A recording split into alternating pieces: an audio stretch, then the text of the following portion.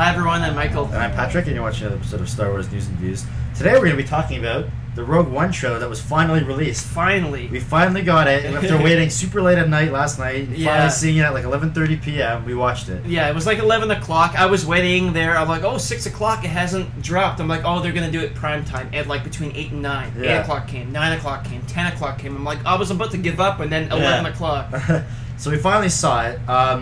I'm going to say, first of all, I thought the trailer was awesome. It definitely gave us a lot more to go off of than the last sort of teaser did. We got a lot more, I think,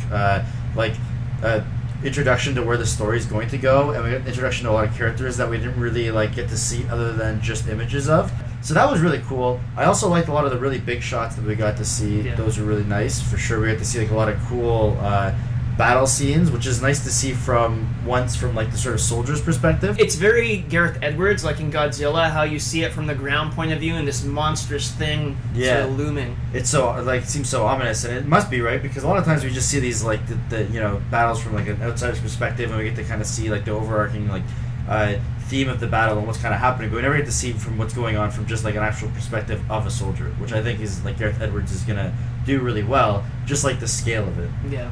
It's weird, just today, I went into a bookstore, and there was no one else in there. It was just a little tiny used bookstore, and the owner there is on this laptop, and I hear the Rogue One trailer playing. I'm like, I guess everyone's watching it today. Yeah. It was really great just to see more in-depth action bits. I really like we get a lot of wide shots, and I really like that, because I feel like The Force Awakens was kind of missing that to a certain degree, that sense of scale that...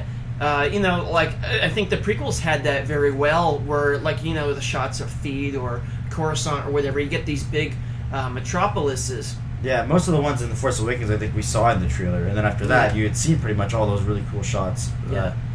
So a couple of standout moments, and just sort of Easter egg type of things. I really like the planet Jeddah. Mm-hmm. There's I guess it's supposed to be Jerusalem, because it's built on this massive mound, and if you look, it looks like there's some kind of temple or shrine. So maybe that's with the Kaaba at Mecca, because Gareth Edwards has compared it to Jerusalem and Mecca. So Jerusalem because it's this hilltop mound with this ancient city that is a important religious thing, and then Mecca because there's this Kaaba structure. Yeah. And if you look later on in the trailer, it looks like Felicity Jones is flying through this a dust storm or some kind of landslide or something, and later on he goes, "You destroyed our home." I wonder if they actually destroy it. Yeah, it seems like that's going to be sort of one of the big menacing things that happens in this movie is when that gets destroyed. Not maybe just by the giant Star Destroyer we saw go in and hovering over top of it menacingly. Yeah.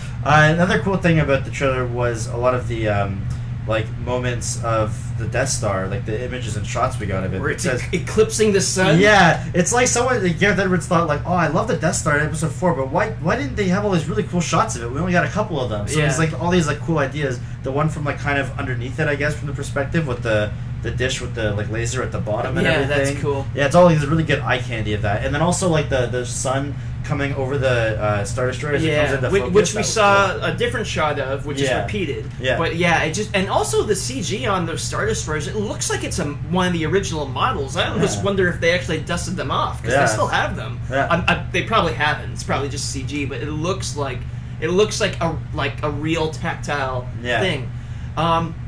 One thing I'm wondering though, because it looks like as the Death Star is flipping its orbit and you see it eclipsing the sun, it looks like that's Jeddah. But then when they get, I can't remember the name of it now, the tropical planet, the Death Star's in orbit, that's a different planet, right? Yeah. So does it travel to a different planet? Unless it's the same planet. No, they've said it's a different planet. Oh, okay. The water planet. Yeah. Because Jeddah clearly doesn't have any water on it. It probably goes to orbit on both of them. Or that's where they steal the planet, so it has to be orbiting that planet, right? Yeah. So I guess the Death Star travels? Yeah. Okay. It does travel, right? One thing to look for is there's a scene with Forrest Whitaker and Felicity Jones where it looks like it's the same scene that we saw in the first teaser where he's like, "What will you do when they break you?" Looks like the same speech, same setting, but this one, he has hair. Yeah. He's got this crazy hair. And in the other one, he was bald. And so the one with the hair, I think, is from the reshoots. So... They couldn't have reshot all of his scenes, Or did they? Maybe. So how much is he in the movie for then? Yeah, we kind of have like an idea that maybe he wears a helmet, kind of like Darth Vader does throughout the. Well, because he said recently in an interview that he's very similar to Darth Vader, and he's got that mechanical suit that he's wearing, which has air tanks or tanks of some kind on the back. Yeah. But then he doesn't when Darth Vader takes his helmet off, he dies. But he seems to be perfectly fine just being there. Yeah, unless he goes around in space, kind of like free from the ships or something. I don't know. Yeah, there's a couple of questions we have there. Yeah. And finally, the last shot that we're going to mention is the Darth Vader shot. Of course, that we saw. Yeah, which is the same one from the Celebration. Yeah. Which is just a little teaser that we got of him standing over some like red lights. You knew that was coming. Yeah, of course. At the very least, they were going to repeat the one from Celebration. I'm kind of disappointed. I know a lot of people will be like, I'm disappointed that was it. If he had just turned around and faced the camera just for a couple frames as it fades out, that would have been perfect. So I guess that's it for our general impressions of the Rogue One trailer. Leave your comments in the comment section, and we'll read them because we love hearing your take on all this. It's like it doesn't spoil anything. It just gives you enough to where you're like, I want to see that. Yeah, like the first one was like just teased you a little bit and showed you some of the stuff that it's going to be about. This one gave you a little bit more of the characters and a bit of Darth Vader. Now you kind of know what to expect from a lot of stuff, and I think that's it. That's all I would want. Yeah. But we're going to have to keep up with it. No, yeah. I'm going to watch them all. It's our job. Yeah. All right, guys. Thanks for watching. Be sure to tune in to the next episode coming in a couple days, and we'll see you next time.